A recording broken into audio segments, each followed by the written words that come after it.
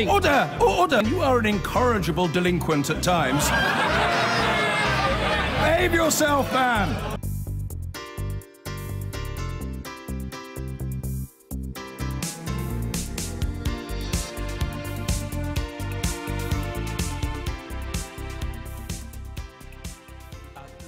Donald Trump has said that discussions over a possible summit next month between himself and the North Korean leader are going well, and that he expected to receive a letter from Kim Jong-un tomorrow. And as hopes for a possible Trump-Kim summit got a boost, the president did meet a Kim of a very different sort. Here's Nick Bryant. The Kim summit was splashed across the New York tabloids this morning, although this one involved a Kardashian rather than a Korean. Two reality TV stars meeting in the Oval Office, the pop culture moment of this presidency. This dinner in Manhattan last night may have lacked the star power, but it's far more momentous. A smiling US Secretary of State, Mike Pompeo, meeting a North Korean General, Kim Yong-chol, a one-time spy master and his leader's right-hand man. That meal was very positive, according to Donald Trump, who revealed that the North Korean delegation is carrying a personal letter from Kim Jong-un, which he now expects them to deliver to Washington tomorrow. It's all a process. We'll see, and hopefully we'll have a meeting on the 12th that's going along very well, but I want it to be meaningful. It doesn't mean it gets all done at one meeting. Maybe you have to have a second or a third, and maybe we'll have none. But it's in good hands, that I can tell you. The fact that even this meeting is taking place shows how rapidly and how dramatically relations between America and North Korea have changed. Less than 9 months ago, Donald Trump was just up the road at the United Nations, threatening to totally destroy that country. So it increasingly looks like Air Force One will soon be jetting off for Singapore. This on-again, off-again summit seems to be back on track. Well, we can speak to Nick now. Nick, there seems to be a cozying up going on with North Korea, but there's been a souring of relationships over tariffs. That's right, Rita. For months, European diplomats, including the British, have been working feverishly behind the scenes to prevent America imposing steel and aluminium tariffs on EU goods. But once again, European diplomacy and British diplomacy has failed to influence Donald Trump's thinking, and those tariffs will come into effect at midnight tonight. Now, it's a number of occasions now where the Europeans have just had so little influence on the Trump administration. It was true of the Paris climate change agreement. It was true of the Iranian nuclear deal. And now another failure on tariffs. And this puts enormous strain on the transatlantic alliance, which has been the bedrock of US diplomacy for the past 70 years and, frankly, the bedrock of international order for the past 70 years. Now, the EU says it will retaliate by penalising American goods, and that raises the spectre, Rita, of a trade war. And the widespread view, of course, is that trade wars benefit no one. They disrupt economies and they cost jobs. They're a lose-lose for everyone involved. OK, Nick, many thanks. Nick Bryant there. It's protectionism pure and simple. That was the verdict of the EU Commissioner Jean-Claude Juncker on the news that President Trump is to impose a 25% tariff on steel being imported from the EU, Canada or Mexico. And he warned that the EU would have no choice but to retaliate. The British government admitted deep disappointment in Mr. Trump's decision, which it predicted will damage prosperity on both sides of the Atlantic. Fatima Manji has this report. A new trade war between the US and the EU may be about to begin. America's fired first. How will the EU retaliate? The US Commerce Secretary had been meeting European counterparts in Paris, but no deal was agreed. The EU, Canada and Mexico will no longer be exempt from tariffs. Everybody has spats every now and again. Every family does, every country does with others. There's nothing weird about that. I think everybody will get over this in due course. Mr. Ross may have been relaxed. Mr. Juncker was definitely not, issuing this threat of retaliation. What they can do, we are able to do exactly the same. It's totally unacceptable that a country is imposing unilateral measures when it comes to world trade. From tomorrow morning, steel from the EU and the US will be subject to a 25% tariff, aluminium 10%. It may not be one way. The EU's already published a list of American products it could target for retaliation tariffs. They include makeup, cranberries and motorboats. We've been here before. In 2002, George W. Bush was forced to back down from his steel tariffs after the EU responded by slapping tariffs on goods including orange juice from Florida, where Jeb Bush was governor. But today there was anger from the UK steel industry. They're concerned tons of steel previously destined for the US will now end up flooding the market here. We have a special relationship, or so we're told, with the US, and what has that special relationship done? At this point, nothing. And that is extremely disappointing for the future of relations and the future of trade agreements with the US that actually look quite bleak at the moment. America claims the tariffs are about national security. The Secretary of State for International Trade says that's an inappropriate and absurd pretext. We absolutely do not rule out countermeasures, and we do not rule out taking a dispute to the World Trade Organization at Geneva. Obviously, we still hope the United States will think again about this, but it would be a great pity if we ended up in a tit-for-tat trade dispute with our closest allies. For now, it seems that trade tit-for-tat is very likely, and tensions are rising. Fatima Manji reporting, and in a little while we hope to be joined by Stephen Kinnock, MP for Port Talbot, where the Tata Steelworks is based. Back now to our main story tonight. The announcement by the US that it will impose 25% tariffs on steel from the EU, Mexico and Canada from midnight tonight. But while we've been on air, Canada has announced dollar-for-dollar retaliation. We're joined now by the Labour MP Stephen Kinnock from Port Talbot. He's called President Trump reckless in the past for threatening tariffs and has warned that such a move would put jobs at risk both in the UK and the US. Thanks for coming on the programme, Stephen Kinnock. How many jobs are going to be lost in the steelworks behind you? Well, there could potentially be thousands. What we don't know is what will be the impact of the diversion of all of the steel that should be going into the US, going somewhere else. And if a very large proportion of that lands in the European market, that pushes prices down, which makes the business far less competitive. And the impact could be hundreds, if not thousands of jobs, not just in the steelworks here behind me, but also through the whole supply chain. We estimate there's about 40,000 jobs in South Wales alone that rely on the steel supply chain. So this could be a potentially catastrophic move and utterly self-defeating, of course, because when President Bush imposed tariffs back in 2002, it led to the loss of 200,000 jobs in the United States manufacturing industry. So Trump's blunderbuss approach to these tariffs, utterly reckless and utterly self-defeating. So would you call this a trade war? It could potentially go that way, and I think this raises a big question about the rules-based global system. Do we play on a level playing field, which is not based on protectionism, but which is based on fair trading practices? Or are we going to go down the route that Donald Trump seems to be proposing? He says America first. In fact, it'll be self-defeating, but it will also trigger trade wars. And the European Union will, of course, have to retaliate. There has to be a cost when you flout the rules. There has to be a penalty when somebody commits a foul. Well, we heard as much from Jean-Claude Juncker today, who said there will be retaliation. But isn't that precisely the danger? Isn't there an argument for saying that actually you just have to bite your tongue on this one and say, you know, we'll tough this out? Because the minute we start retaliating, they will retaliate again, and off it goes, a proper trade war. No, the only way to deal with a bully is to stand up to a bully. Donald Trump has spent his whole life using bully boy tactics, and that's what he's trying to do now from the White House, and that's completely unacceptable. We have to send a clear message to him that he can't do that. Then we've got to get back around the table. The G20, the G7, the World Trade Organization.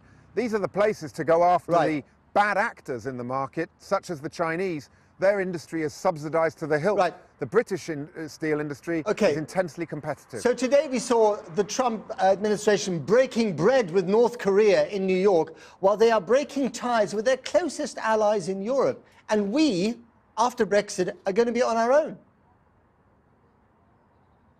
That's right. I mean, the biggest worry here is that nobody in Brussels is listening to Liam Fox.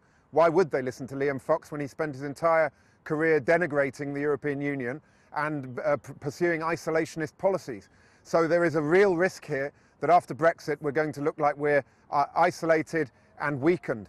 That's why it's really important that we get a sensible approach to Brexit, and it is all tied up into these steel tariffs, because it shows that if you're floating alone into the mid-Atlantic, you are not with your allies and partners standing firm. We can't rely on Trump anymore for this so-called special relationship.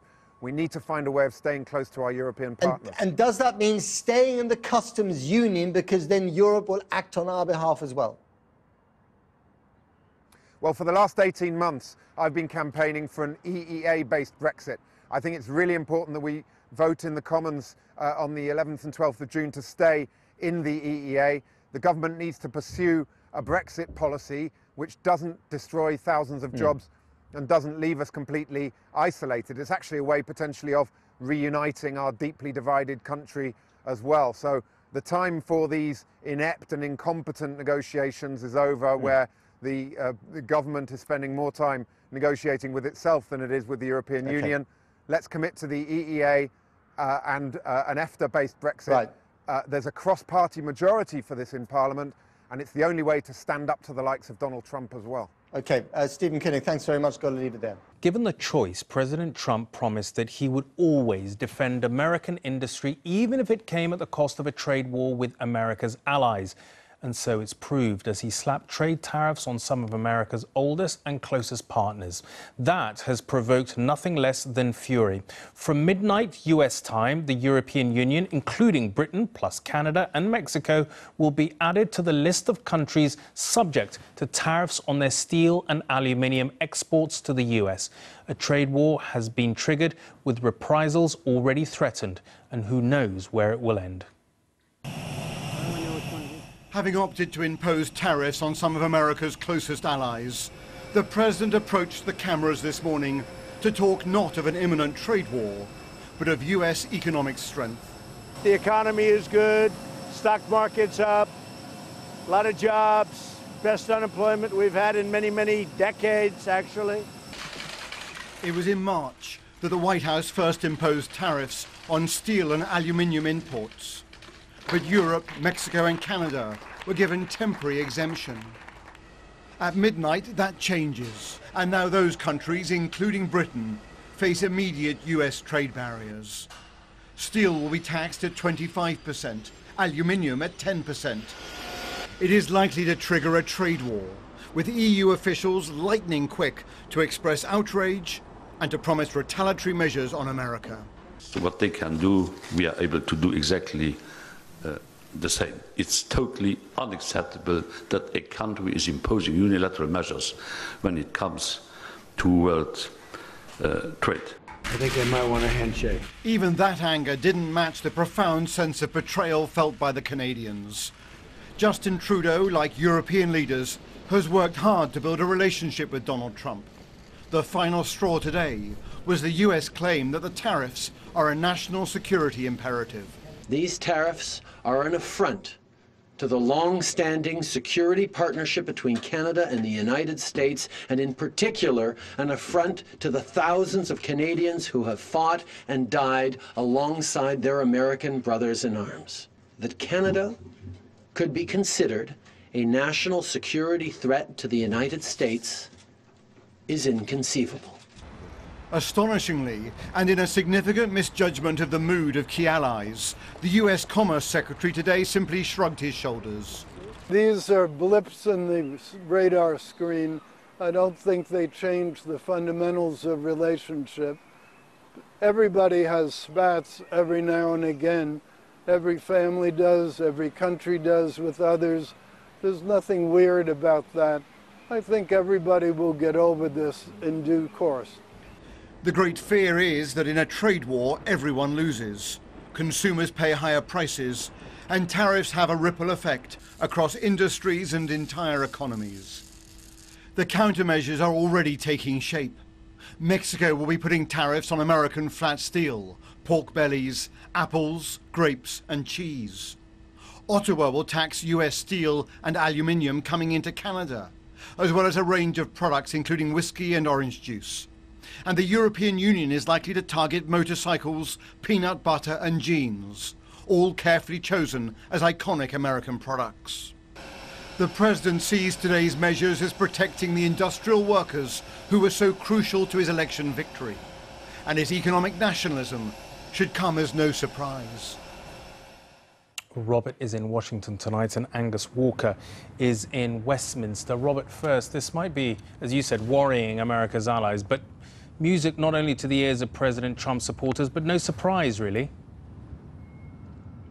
Well, look, American sort of industrial workers in the heartland, in the Midwest, may initially be supportive of what's unfolded today, but also remember, Raggy, that 50% of American steel is exported to Canada. Now, that steel faces a reciprocal 25% tariff. So economists don't agree on very much in the world, but there is a pretty broad consensus that this type of the trade war that has been unleashed today probably damages everybody, including American industrial workers. So this sense that Trump may have of a political victory could prove quite fleeting. But I think the bigger point tonight is just how much the transatlantic relationship is frayed. President Macron has given a speech tonight in which he calls the US action illegal. He says it will be challenged. He also goes on to accuse the Americans of economic nationalism and adds very dramatically that nationalism is war, and therefore it is looking like the 1930s. I think a final point is this, that this is really an assault on the very kind of global economic architecture that America itself put in place. One US Treasury Secretary has said tonight this is economic aggression, and I think Europeans and Canadians would probably agree with that assessment. Robert in Washington, thank you. To Angus now.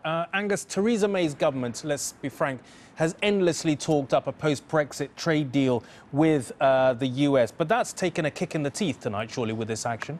Yeah, deeply disappointing is the official line from the government. The Trade Secretary, Liam Fox, called these tariffs patently absurd, frustrating for the government because they've put a lot of effort into trying to avoid this situation.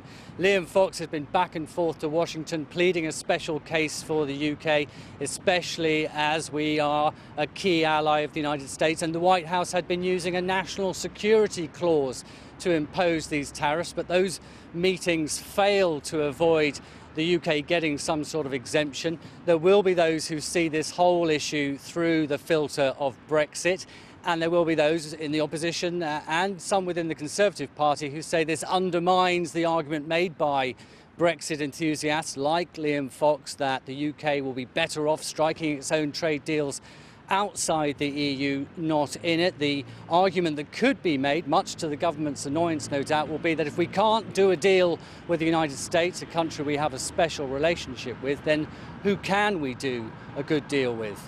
OK, Angus in Westminster, thanks very much indeed. If you want to understand President Trump's economic policy, all you have to do is read Playboy. An interview he gave nearly 30 years ago to the soft porn magazine lays it out with clarity. We Americans are laughed at around the world for losing $150 billion year after year, he said back in 1990.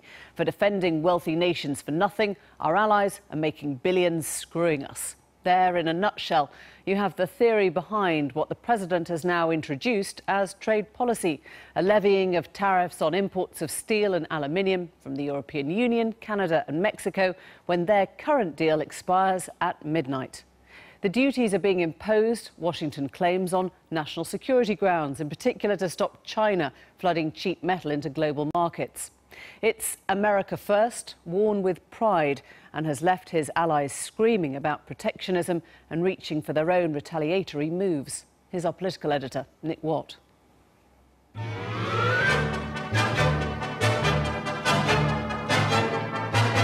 Apples, blueberries and iconic bourbon whiskey are hardly the stuff of war. But the European Union and Mexico are lining up these innocent-looking products for retaliatory measures after Donald Trump's decision to impose new tariffs. From midnight, tariffs of 25% on steel and 10% on aluminium will apply on imports from the EU, Canada and Mexico. The Trump administration cited national security grounds for targeting the trio who once considered themselves the closest allies of the US. Even if the EU does retaliate, and even if some others do, it still will remain unlikely to be as much as 1% on our economy. Remember, just because they put tariffs on some of our products, it doesn't mean those sales will go to zero. And the reaction? Markets around the world plunged as the US announcement sent a sharp reality check across the Atlantic. In the world of commerce and trade, the US, Canada, Mexico and the EU are giants with, in most cases, relatively good relations until now. But Donald Trump has delivered on his core campaign pledge to protect American industry. And his views are hardly a secret. Nearly 30 years ago, he declared in an interview with Playboy magazine that US allies are making billions screwing us. And he made it to the White House on his America First campaign slogan. We will never, ever sign bad trade deals. America first. Again, America first. So Donald Trump has really been quite prescient on all of this. He's someone who 30 years ago was already aware of these difficulties. And it simply took several decades before his moment arrived. We had so much technological prosperity for 20 years that Americans weren't really feeling the pain. But now they are, and they really are in demanding a profound change, which Donald Trump has promised to deliver. And the White House believes there will be one winner. You know, if ever there were to be a trade war, which is what so many rather histrionic interpreters are calling this, the United States would stand to win. We have trade deficits with all of the countries in question here, with Mexico, with Canada, and with the EU. That means that we are not selling them nearly as many goods as we are buying from them. That means that we have the ability to put tariffs on their goods, and there's very little that they can put tariffs or retaliate against in terms of our trade with them. Even friends were dismayed. It's very disappointing that the United States has chosen to apply steel and aluminium tariffs to countries across the European Union, allies of the United States, and all in the name of national security. And in the case of the United Kingdom, where we send steel to the United States that is vital for their businesses and the defense industry, it is patently absurd. It's totally unacceptable that a country is imposing unilateral measures when it comes to world trade. What I'm really fearing is that then, on top of that, President Trump will take further retaliation. And then what will the EU do? Then that's why I was saying that I think we are really stepping into a real trade war, not just a skirmish about steel or about countermeasures that concern steel. We may be going from one to the other, then to cars, and further into really a all-out trade war. For decades, the world's economic powerhouses have been building an ever-connected globe. If the strings of trade are tightened by the largest power of all, a new world order may take shape. Nick Watt there. Well, in a moment we'll be exploring the politics behind the imposition of these tariffs. But first to the economics. And joining us now from Washington is Wendy Cutler, the former acting deputy US trade representative. She's now vice president of the Asia Society Policy Institute. And from Stockholm, Carl Bildt, the former Swedish prime minister and now co-chair of the European Council on Foreign Relations. Very nice to have you both. Thanks for joining us on Newsnight. Wendy, if I can just start with you. How much do you believe this will change the world order? Well, I think it's a really dark day for trade today. The president has gone ahead and we're, as of midnight tonight, imposing tariffs against 3 of our closest allies, and they haven't missed a beat. They've announced that they're going to counter-retaliate. And then the question will be, does it stop there or does it go further? But this is not a good day for trade.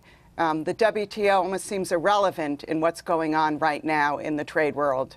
Carl, do you believe that there is anything retaliatory that Europe can actually offer? Europe will take retaliatory measures. That has already been announced, and I say the Canadians have talked about doing it dollar for dollar, and the Mexicans have done the same.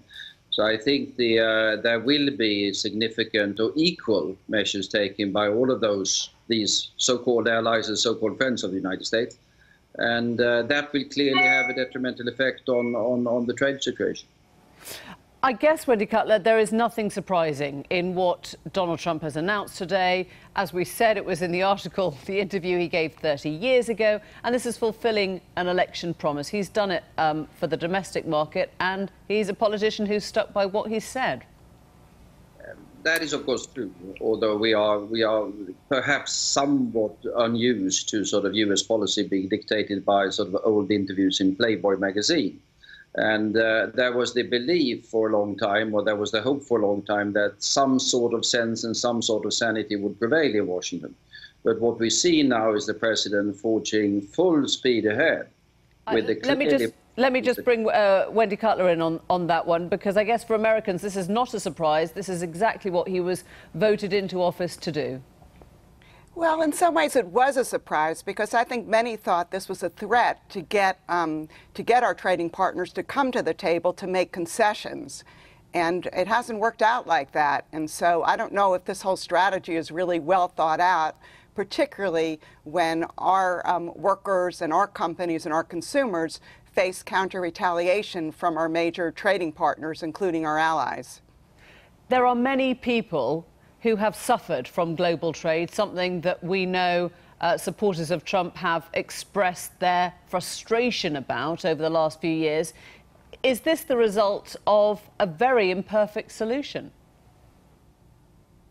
I think yes. I'm just going to stick with Wendy and then I'll come back to you, Carl. Sorry, Wendy. Okay. Yeah, I mean, we're losing the support for trade in the United States. That's evident. But the question is, how do you build that support up again? And in my view, taking actions under Section 232, a statute which has just been used less than 3 times in the past 50 years, is just not the way to go. We need to find a way to work with our trading partners, particularly our allies, to improve the trading system and to find a way to level the playing field for our exports and our investment. Right. We should be working in partnership, not in confrontation. So, Carl Bildt, just tell us what Europe has to do at this point, because they can scream protectionism, but as soon as you offer your own retaliatory move, you're essentially joining in. Our commentator in the film said, America's going to win this one. I don't think that's going to be the case. There's not going to be any winners. And then it's a debate whether who's going to lose the most, but we are all going to lose. And the risk is, of course, that when these measures are taken, as they will be taken by the European Union and by Canada and by Mexico, that Trump will go even further. And then we are in a really serious situation. Because the reality is, of course, that free trade and trade has been contributing to jobs and growth and prosperity. And if that trade machine slows down, it's going to hurt all of our economies, including the US economy, no doubt. You think the US will be as big a loser as any of the allies? It's going to be different in different sectors, needless to say. But the rational policy, in my opinion, if there is a problem, which there is, with steel overcapacity in China, the rational policy would, of course, been for the United States to work together with key allies like the EU, like Canada, like Mexico, to address the Chinese problem. Instead, this is a full-scale assault coming on top of a lot of other things, has to be said. Paris and Iran nuclear agreement and things like that. A full-scale assault against those that the United States should cooperate with to address the real issues that are there in the global economy and global trade. Wendy Cutler, we know that your president enjoys brinksmanship and he likes deadlines. Do you think any of this will materialise, or is he just trying in his inimitable way to bring the allies to the table and make them sit up? Well, he's already going. This isn't brinkmanship because he's putting these tariffs into effect.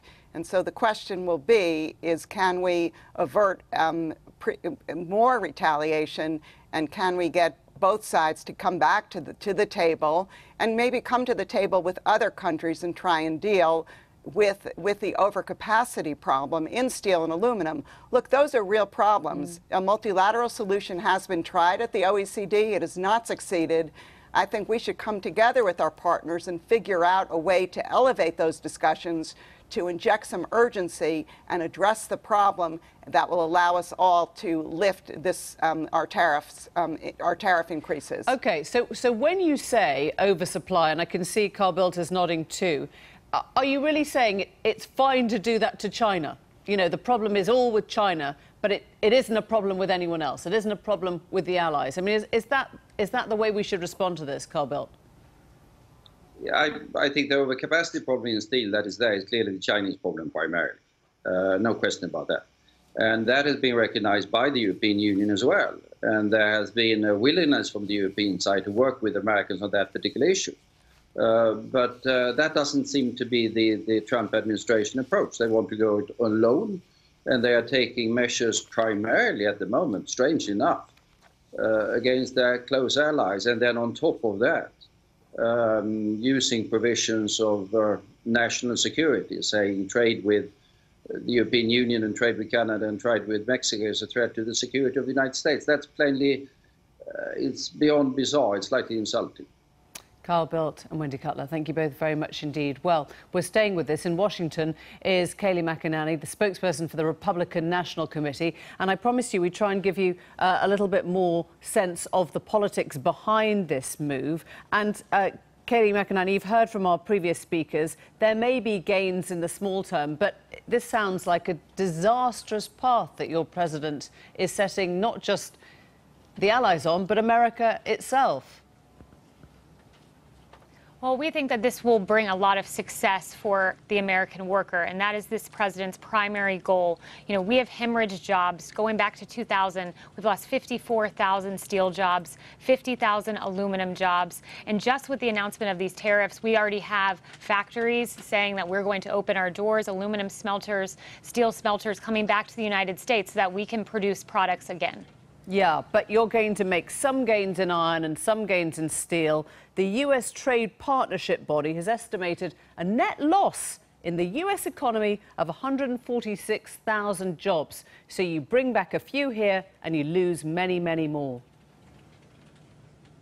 Well, we don't see it that way. And also, you know, it's worth mentioning the national security component of this, because this was, after all, a 232 action. We're taking this measure for national security purposes primarily. And what that means is, you look overall, we had 23 aluminum smelters. That's gone down to just 5. Of those, only one of them, only one, produces the kind of high purity aluminum we need to build fighter jets. Otherwise, we're dependent on China or the United Arab Emirates for this product. So it's just a national security aspect that's really important to this, and we think it's a measure worth taking. Come on. Nobody really believes the national security argument, except in terms of what China is doing, in terms of how they are flooding the market. This is not about the EU. This is not about Canada or Mexico. No, it's about all of that. It's certainly about the national security component, because aluminum and steel are big components in submarines, for instance, and aircrafts and weapons of war. It's very important that we have the ability to produce that in the case of a national emergency. But also, it's an equity issue. It's the fact that, you know, when you send a car to the EU, for instance, you know, we're hit with a 10% tariff, and then on top of that, a value-added tax of 19%. And then when a car is sent to us, it's a 2.5% tariff. We have the lowest tariffs in the world, and that's not sustainable for our workers or our economy. Yeah, but you know it's not just about the workers, because the workers are also consumers, and everything becomes more expensive for people to purchase goods, and then jobs are lost, and it has a knock-on effect. I mean, broadly, this is a political move that is going to do a lot of harm, isn't it? Well, we don't see it as political at all. We see it as primarily economic. You talk about prices going up, and on a can of beer, for instance, it might go up by 1 penny, is what Peter Navarro was estimating. You know, this is one fraction of 1% of our economy. It's a very small sector that we're talking about. So we think that that small hit is certainly worth it in the long run, bringing back those jobs and bringing back those production capabilities. Do you recognize that this is essentially an analog solution for a digital age, that the president talks about about coal miners in West Virginia, and he talks about factories in Ohio.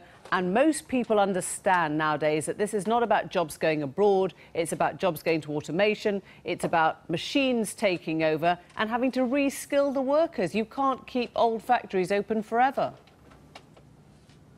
Well, there are a myriad of factors, and you talk about automation. That's certainly a component to why we've seen manufacturing jobs hemorrhage. But in addition to that, the inequitable playing field when it comes to trade has been a big component. You know, we've seen since China joined the WTO, jobs hemorrhaging. Since NAFTA, we've lost 1 million jobs in this country. So something does need to change. And I would also note President Obama hit 9 countries with the steel tariff. And, you know, no one was crying trade war then. They were saying he's leveling the playing field. So this is not an unprecedented action in terms of leveling tariffs on steel. Kayleigh McEnany, really nice of you to join us. Thank you very much.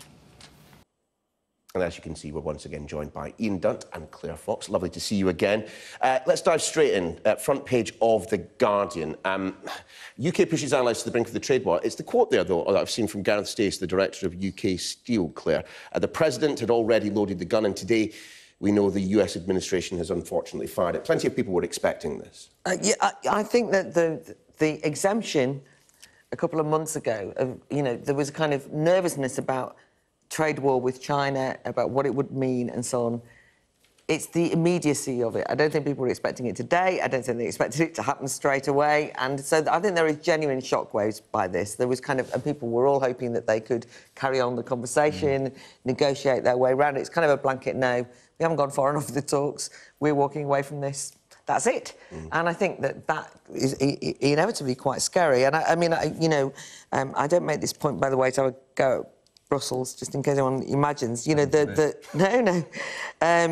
you know, EU has no choice but to hit back with tariffs on US goods, says Brussels, you know, and has already announced that it would target Levi jeans, Harley-Davidson motorbikes and bourbon whiskey. It just isn't quite the same as the kind of, you know what I mean, the steel, it's like... I mean, the US government has already said it doesn't believe that anything the European Union will do will, you know, negatively impact too much. But that's all I'm saying is that when we say we'll retaliate, and then you kind of see that list, you kind of think it doesn't quite feel as kind of hard-hitting as it could do. No, it depends on how localised the effect is. No, I know. But I was only just making that point because that it's quite serious and it's hard for people to know how to respond. I mean, I think it's also significant that Liam Fox says that the tariffs are patently absurd and urges the US to think again. And on this one, the EU and Brexit Britain are in agreement. Well, not quite. Fox actually seemed to be discouraging them for a bit. I mean, so there was this notion that Britain was sort of saying to the EU, you know, don't retaliate. Now, that seems to me to be a very bad mistake. You have to show that there are consequences to doing this. If you don't retaliate at all, you create an incentive for another round of these sort of punishing tariffs from the US. That would be an error, I think. I was surprised. I think Britain's been trying to be quite cautious on it, but nevertheless, it does seem that we're encouraging the EU not to go ahead. No, well, I had seen it slightly differently, but anyway, as I'd understood it, Britain is shocked by what America's done, trying to actually appeal to them to not do it, but doesn't want it to be escalated, and you can understand why.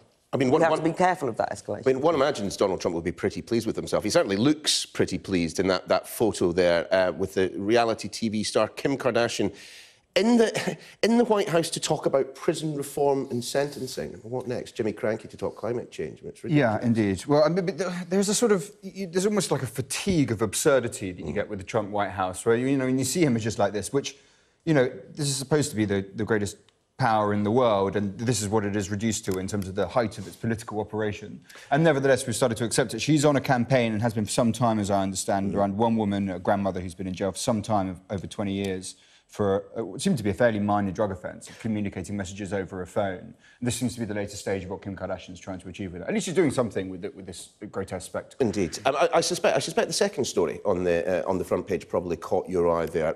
Lord Lawson loves France so much that he is actually going to go live there. Yeah, he does. Apparently quite keen on freedom of movement when it applies to him only and his ability to stay in his rather grand house over there. Look, I mean, I don't have this sort of thing like, you were allowed to be critical of the EU and still like Europe and yada, yada, yada, blah, blah, blah. But I have to say, it is quite extraordinary, just as it is when you sort of see Nigel Farage saying, well, I've got to make sure, you know, that my kids have this sort of opportunity in Europe, and on and on. You constantly see people coming up against the moment of the thing that they have argued against for others enjoying it for themselves.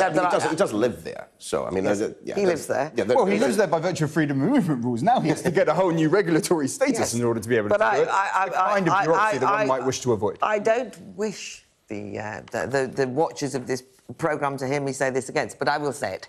I mean, people did not want to leave Europe. They wanted to leave the EU. The whole thing is a whole different concept. No one was suggesting that you had the power to shift geography. No, but if you are saying that people are going to face bureaucratic changes by virtue of where they live, then one should have to face the consequence of that. But it's fine. But he's not complaining as it goes, right? It's a kind of joke. Oh, look, Nigel Lawson, what a hypocrite. He lives in France. He's going to go and go.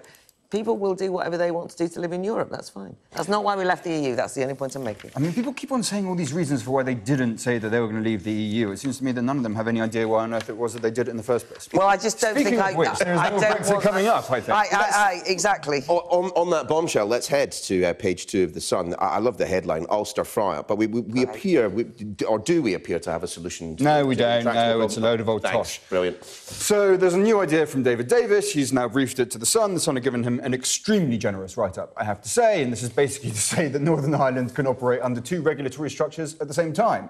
This is not a possible thing to do. You cannot, for instance, ban something and not ban it at the same time. You very often have to make a decision.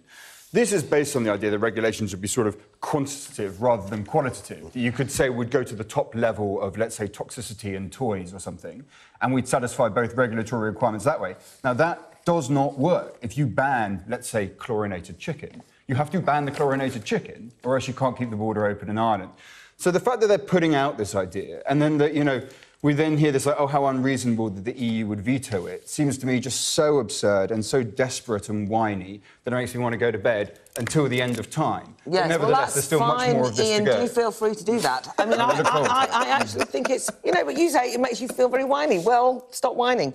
I mean, I'm saying that they are being profoundly whiny. I know, but you are being whiny. No, I am being critical of a nonsense plan. Right. I think that, and this is actually, I rather like The Sun says, with the headline EU Records, but it says, we admire David Davis's imaginative effort to resolve the Irish border question, but we fear he's wasting his energy, and immediately anticipates that people like you, and indeed the EU, will just throw this plan out. Well, I've been hearing for weeks now, though, that the technology was going to solve all our problems. Absolutely no problem. Technology. And now, according to the article... Yes, but because every... Yes, technology or not, yes, how strange.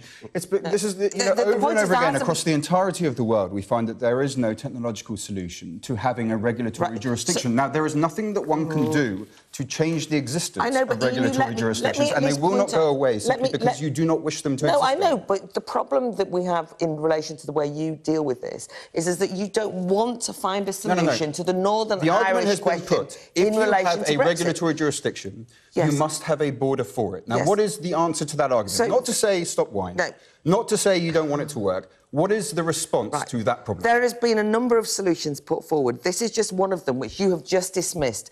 There has been a range of them that have been put forward that have been dismissed. You can say... That's not an answer to my question. No, I know. But I know that if I went through all of the different questions, you would just dismiss them. And as it happens, we're not sitting here discussing policy. We're sitting here discussing the fact that there is a solution being put forward, there will be an argument over it, and The Sun is making a very good point, which is that Ireland has been, as it were, weaponised as a way of thwarting Brexit. And I have some sympathy with that. You should be able to respond to the question itself, not to just say, why haven't you provided an answer? Say, if anyone says, let's just say for one moment, that the EU says, we want to ban chlorinated chicken. Yes. And we have chlorinated chicken coming in from the US to Britain to Northern Ireland. They are going to want a border, as any regulatory jurisdiction will want a border to be able to control their laws. What is the response to that problem? I have actually argued for a technological solution and for a buffer zone, you'll be delighted to know, and have tried to look at all of these... What is the point of the buffer zone? Because there's 310 miles of a 10-mile additional proxy statement. Because what they're trying to do is to avoid... under the criticism of people who say there will be a hard border and this might cause some tension. So what they're saying is that there can be flexibility around it so that you haven't got a hard border, so that some of these things can be resolved. That's what they're trying to say. So there's a little bit of this in which you can deal with the chlorinated chicken question without it looking as though you're interfering in the sovereignty very of Ireland. There is some use of this for, say, Norway, Sweden. So they will have a buffer zone of about 15 miles in between their customs border where they operate within each other's jurisdictions. Now, of course, the distinction there is they're all in the single market, so they have the same regulation. In terms of this operating, you need regulatory alignment. It is not pertinent to this issue, and it is very, very foolish of them to be discussing it in this way. Do you know what we're going to do, guys? We're going to take a pause there so you can kiss and make up. We would indeed. Yeah, of course. Thank you. Perfect. It's perfect. We're all right.